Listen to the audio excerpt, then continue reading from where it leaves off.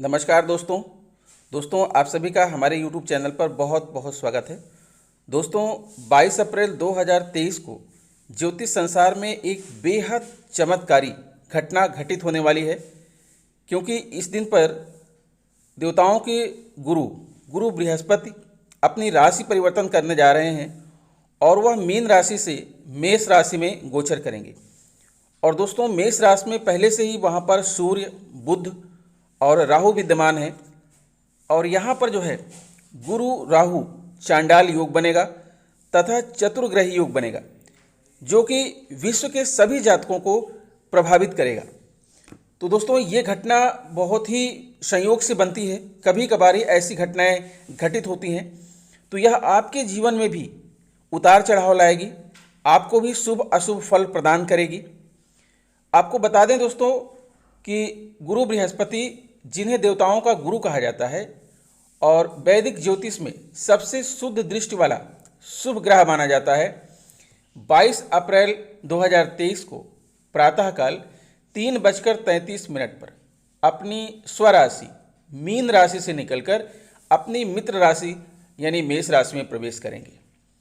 जब देवगुरु बृहस्पति मेष राशि में प्रवेश करेंगे उस समय वह अपनी अस्त अवस्था में होंगे, क्योंकि 28 मार्च से बृहस्पति मीन राशि में अस्त अवस्था में आ जाएंगे और फिर 27 अप्रैल प्रातःकाल 2:07 तक अस्त अवस्था से बाहर निकल आएंगे। जब बृहस्पति का गोचर मेष राशि में होगा तो वहाँ पर पहले से ही उपस्थित राहु बृहस्पति से संयोग करेंगे और इन दोनों की यह युति गुरु चांडाल दोष का प्रभाव भी दिखाएगी।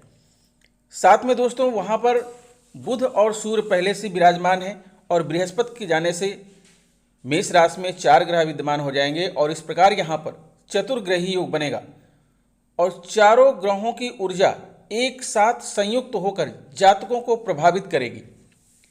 बृहस्पति 4 सितंबर को 4:58 पर वक्री अवस्था में आ जाएंगे और वर्ष के अंतिम दिन यानी 31 दिसंबर 2023 को प्रातःकाल 7:08 पर वक्री अवस्था से बाहर आएंगे।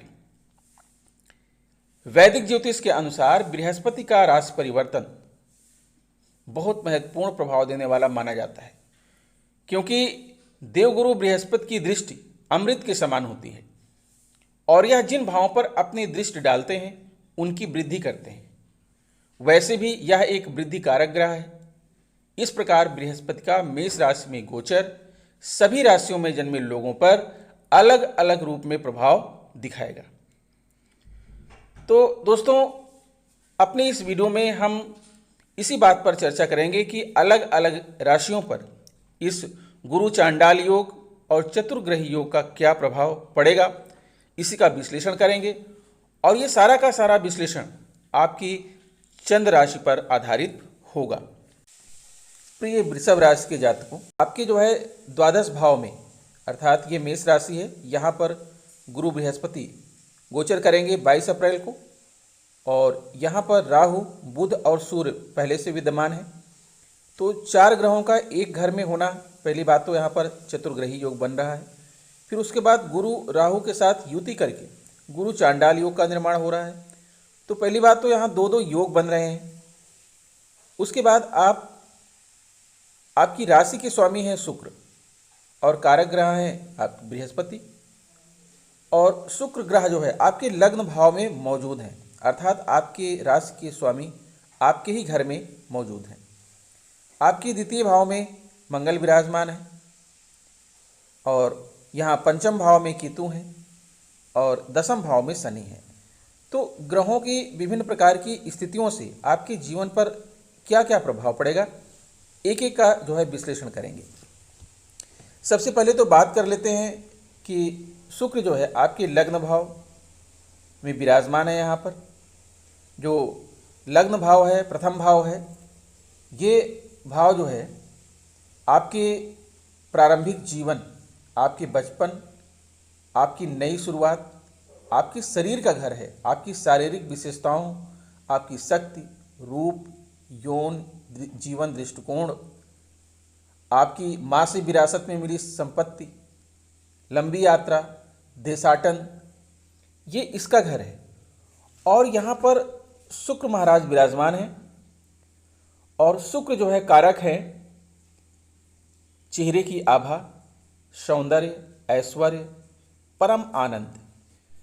शुक्र कारक हैं भोग विलास, ऐशो आराम, विवाह, प्रेम प्रसंग, शारीरिक भोग, इंद्रियों का भोग, परिवार, वाहन, उपहार, रक्त, नृत्य संगीत, अभिनय, सौंदर्य प्रसाधन।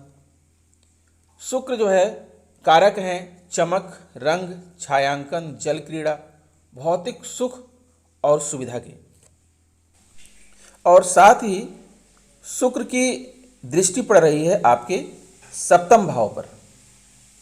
आपको बता दें कि जब शुक्र जो है प्रथम भाव अर्थात लग्न भाव में गोचर करता है तो यह बहुत ही शुभ समय होता है। जब शुक्र प्रथम भाव में गोचर करता है तो यह जातक के जीवन में कई तरह के लाभ लेकर आता है। जातक को कैरियर में सफलता प्राप्त होगी, आपका प्रेम संबंध अच्छा चलेगा, अन्य संबंध भी सरल और सहज रहेंगे, उसके जीवन में शांति बनी रहेगी। इस तरह वह अपनी जिंदगी में निरंतर आगे बढ़ता रहेगा। जब शुक्र कुंडली के प्रथम भाव में गोचर करता है, प्रथम भाव में विराजमान होता है, तो यह सकारात्मक और अनुकूल परिणाम लाता है। जो व्यक्ति अपने रिश्ते को बेहतर बनाना चाहता है उसके लिए यह अनुकूल समय है। उसे अपने रिश्ते को मजबूत बनाने के लिए काम करना चाहिए। साथ ही कैरियर पर ध्यान केंद्रित करने से आगे बढ़ने की बेहतर संभावनाएं हो जाती हैं। साथ में आप देख रहे हैं कि शुक्र की दृष्टि आपके सप्तम भाव पर पड़ रही है और सप्तम भाव जो आपका है यह बताता है कि आपको प्रसिद्धि मिल सकती है और शत्रुओं की संख्या में कमी आ सकती है। आप अपने आसपास और करीबियों के बीच आपकी प्रतिष्ठा बढ़ सकती है और इसका लाभ आपको अवश्य मिलेगा। अब बात करते हैं दोस्तों, आपकी द्वितीय भाव में मंगल विराजमान है और आपको बता दें कि मंगल जो होते हैं वो ग्रहों के सेनापति कहे जाते हैं।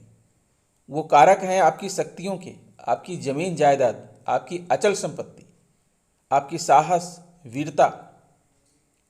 मंगल कारक हैं आपके प्रशासन, आपके पराक्रम, भाई, बिजली, आग, इन चीज़ों के कारक हैं। और आपके द्वितीय भाव में विराजमान होकर अष्टम भाव पर दृष्टि डाल रहे हैं और दसम भाव में शनि विराजमान है। मंगल की शनि से ना तो शत्रुता है और ना ही मित्रता है, समान व्यवहार रखते हैं। तो यहाँ दसम भाव में शनि के विराजमान होने से मंगल के गुणों में कोई कमी नहीं आएगी। और द्वितीय भाव को धन भाव कहा जाता है, भौतिक संपत्ति का भाव है। द्वितीय भाव आपका जो है ये आपके स्वास्थ्य संबंधी मुद्दों को बताता है, परिवार व रिश्तेदारों का के बारे में, आपके मान सम्मान, दोस्तों के साथ हंसी ठिठोली करना, बातचीत करना और वित्तीय कठिनाई कैसी होंगी, इन सारी चीज़ों के बारे में बताता है। आपको यह बता दें कि मंगल का द्वितीय भाव में गोचर करना यह फलदायी और अनुकूल नहीं होता है। यह अवधि जातक के जीवन में कई तरह की परेशानियां लेकर आएंगे। साथ ही उन्हें वित्तीय नुकसान भी उठाने पड़ सकते हैं, अर्थात आपको अपने व्यवसाय पेशे में नुकसान हो सकता है। आपके अपने करीबियों के साथ तर्क वितर्क हो सकते हैं, लेकिन आपको अपनी भावनाओं को नियंत्रण करना सीखना होगा, क्योंकि मंगल का द्वितीय भाव में विराजमान होना इस ओर इशारा कर रहा है कि किसी छोटी बात पर किया गया गुस्सा भी आपके लिए नुकसानदायक हो सकता है और बड़ी समस्या पैदा कर सकता है। खासकर आपके प्रतिद्वंदी समयाग्रस्त स्थिति पैदा कर सकते हैं, जिसका परिणाम आपको भुगतना पड़ सकता है। आपके सामने कई समस्याएं आएंगी जो निरंतर आपको परेशान करती रहेंगी। इसके अलावा आपके कई प्रतिद्वंदी आपके लिए शत्रु जैसे हो जाएंगे। इनसे आपके जीवन में नकारात्मकता को बढ़ाने की आशंका है। अब बात करते हैं कि आपकी कुंडली का जो पंचम भाव है, जिसे भाग्य का घर कहते हैं, वहाँ पर केतु विराजमान है। पंचम भाव लॉटरी, पहला गर्भाधान, गर्भावस्था, पत्नी से प्राप्त कलात्मक प्रतिभाएं, कल्पनाएं, स्वाद, संपत्ति, व्यावसायिक साझेदारी, मनोरंजन, खेल, रोमांस, यह आपका कर्म भाव है। यहाँ से आपकी रचनात्मकता पता चलती है।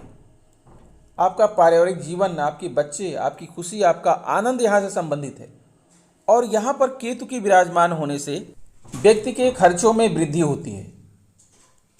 जातक को इस अवधि में बच्चों के साथ बहुत सारी समस्याओं का सामना करना पड़ता है। अगर बच्चे अपनी किशोरावस्था में हैं तो वे आपकी बात नहीं मानेंगे। अगर आपके बच्चे युवा हैं तो आपसे दूर दूर रहेंगे। वे अपनी ज़िंदगी के कई अहम फैसले आपसे पूछे बिना कर सकते हैं। संतान के इस तरह के व्यवहार से आप काफ़ी आहत होंगे, जो आपके मानसिक तनाव में वृद्धि कर सकता है। इसके अलावा इस समय आप निवेश करने से बचें।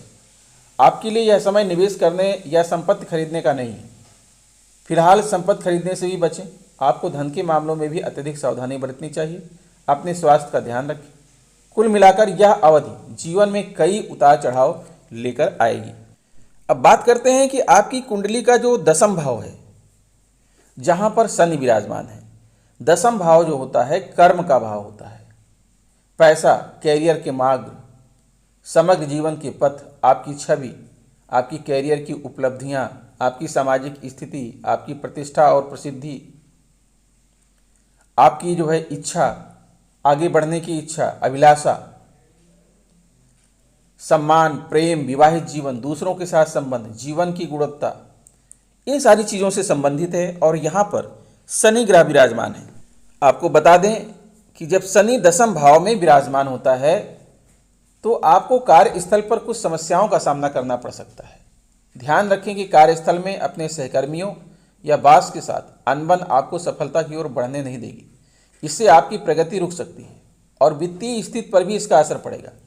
इसलिए कोशिश करें कि इस दौरान ना तो अपने सहकर्मियों से और ना ही अपने बॉस से बहस करें। अगर ऐसी स्थितियां बन रही हैं, यानी अगर किसी बात पर आपकी उनके साथ असहमति है, तो उसे तर्क के साथ ही बताएं, बात को आगे बढ़ाने से रोकें। इस तरह आप किसी बिगड़ती बात को संभालने में कामयाब हो जाएंगे। आपके निजी जीवन पर भी शनि गोचर का प्रभाव दिखेगा। जैसे आपके जीवन साथी के साथ भी किसी बात पर मतभेद हो सकते हैं, लेकिन समझदारी और सूझबूझ के साथ आप इसे संभाल सकते हैं। जैसे किसी बात पर बहस हो रही हो तो उसे टाल दें। इसके अलावा यह भी संकेत है कि इन दिनों आपके खर्चे आय से अधिक हो सकते हैं, इसलिए बहुत सावधानीपूर्वक खर्चे करें। मनी मैनेजमेंट को प्राथमिकता दें। जरूरी हो तो किसी विशेषज्ञ अनुभवी व्यक्ति की मदद लें। साथ में आप यह भी देख रहे हैं कि आपके लग्न भाव में चंद्रमा भी विराजमान है। 22 अप्रैल को जब गुरु जो है मीन से मेष राशि में आएंगे, उस समय चंद्रमा आपके लग्न भाव में होगा। यद्यपि शुक्र और चंद्र दोनों एक दूसरे के शत्रु हैं, लेकिन जब चंद्र जो है लग्न भाव में आता है तो यह जातक के लिए अच्छी खबर लेके आता है। इस समय अवधि में जातक को अच्छी चीज़ों की उम्मीद करनी चाहिए। कैरियर की दृष्टि से समय अनुकूल रहेगा। आप जितनी मेहनत करेंगे उसी अनुरूप आपको फल प्राप्त होगा। यद्यपि चंद्रमा किसी भी घर में किसी भी भाव में सिर्फ 2.25 दिन ही रहता है, लेकिन दोस्तों जीवन का एक एक सेकंड, एक एक पल कीमती है। 2.25 दिन तो भी काफ़ी ज़्यादा होता है। आपको बता दें कि आपके प्रयास सफल रहेंगे, यहाँ तक कि आपके प्रयासों को पुरस्कृत भी किया जाएगा और कार्यस्थल पर उसका खुले दिल से स्वागत किया जाएगा। कार्यालय में समय अच्छा बीतेगा, इसलिए इसका असर आपकी वित्त स्थिति पर पड़ेगा। अगर आपने किसी से कर्ज लिया था तो यह चुकाने के लिए उपयुक्त समय है। 2.25 दिन की बात हो रही है दोस्तों। 2 दिन के बाद चंद्रमा आपके लग्न भाव से आपके द्वितीय भाव में चले जाएंगे जो है। साथ ही निवेश करने के लिए भी अच्छे योग बन रहे हैं। आपके वैवाहिक जीवन की बात करें तो वहाँ भी आपको सुखद परिणाम मिलेंगे। अब दोस्तों ये तो रहा जो है बाकी ग्रहों की बात।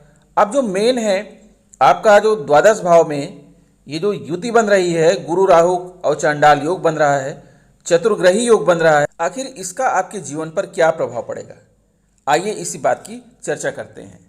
दोस्तों जैसा कि आप देख पा रहे हैं, देवगुरु बृहस्पति आपकी राशि के लिए 8वें और 11वें भाव के स्वामी हैं। यह गुरु गोचर 2023 वृषभ राशि के जातकों के लिए कुछ परेशानियों का समय भी हो सकता है, क्योंकि पहली बात तो बृहस्पति आपके लिए बहुत अनुकूल ग्रह नहीं है। उसके बाद उनका अपनी राशि से निकलकर आपके द्वादश भाव में जाना खर्चों में बढ़ोतरी कराएगा। राहु और बृहस्पति सूर्य के साथ अप्रैल में आपके द्वादश भाव में खड़े होकर स्वास्थ्य से जुड़ी समस्याओं में बढ़ोतरी कर सकते हैं। यदि आपने उन पर ध्यान नहीं दिया तो आपको अस्पताल भी जाना पड़ सकता है। इस दौरान अपने कर्मों की गति अवश्य सही रखें, क्योंकि जेल जाने की नौबत उन लोगों को आ सकती है जो किसी न किसी कानून के विरुद्ध कार्य में संलिप्त हैं। हालांकि इस दौरान एक फायदे की बात यह है कि आप नौकरी या बिजनेस के उद्देश्य से विदेश जाने में कामयाब हो सकते हैं। बृहस्पति का यह गोचर आपको घरेलू खर्च करने पर जोर देगा। परिवार को लेकर आपकी चिंताएं रहेंगी। शत्रु आपकी परेशानियां बढ़ाएंगे। हालांकि अन्य ग्रहों की मदद से आप उन पर जीत हासिल कर लेंगे, जैसा कि मैंने अन्य ग्रहों की स्थितियों के बारे में आपको बताया, और बीमारियों से भी बाहर निकलने की क्षमता रखेंगे आप। इस दौरान धार्मिक विचार मन में ज़्यादा आएंगे और धार्मिक क्रियाकलापों पर आपका अच्छा खर्च होगा। मंदिरों अथवा धार्मिक स्थानों पर तीर्थाटन करने के भी योग बनेंगे। दोस्तों, अगर ओवरऑल निष्कर्ष निकाला जाए तो आप अपने प्रोफेशनल ग्रुप का विस्तार करेंगे और नए दोस्त बनाएंगे। आपके भाई बहनों के साथ आपके संबंध बेहतर होंगे और आपको अपने वित्तीय मुद्दों में भी कुछ सहायता मिल सकती है। जो लोग सट्टा व्यापार में शामिल हैं उन्हें इस चरण से लाभ होगा, क्योंकि वे अपने निवेश किए हुए धन में मजबूत वृद्धि के साथ अच्छी मात्रा में लाभ अर्जित करने में सक्षम होंगे। आप कुछ अनजान सोर्सेस से भी पैसा कमा सकते हैं। स्टूडेंट्स के लिए यह समय अनुकूल रहेगा, क्योंकि उनकी पढ़ाई में ध्यान लगाने की क्षमता तथा संबंधित विषय में ध्यान बढ़ेगा। गुरु बृहस्पति को प्रसन्न करने के लिए गुरुवार के दिन भूरे रंग की गाय को आटे में काले तिल और गुड़ मिलाकर रोटी बनाकर हल्दी का तिलक लगाकर खिलाएं। इससे आपको लाभ होगा। तो दोस्तों, आशा करता हूं कि यह वीडियो आपको अच्छी लगी होगी और गुरु बृहस्पति आपको सदा प्रसन्न रखें, निरोग रखें। आप धन लाभ अर्जित करें, आपके परिवार में खुशियां आए। इन्हीं बातों के साथ विदा लेता हूं। मिलता हूं आपसे नेक्स्ट वीडियो में। तब तक के लिए नमस्कार।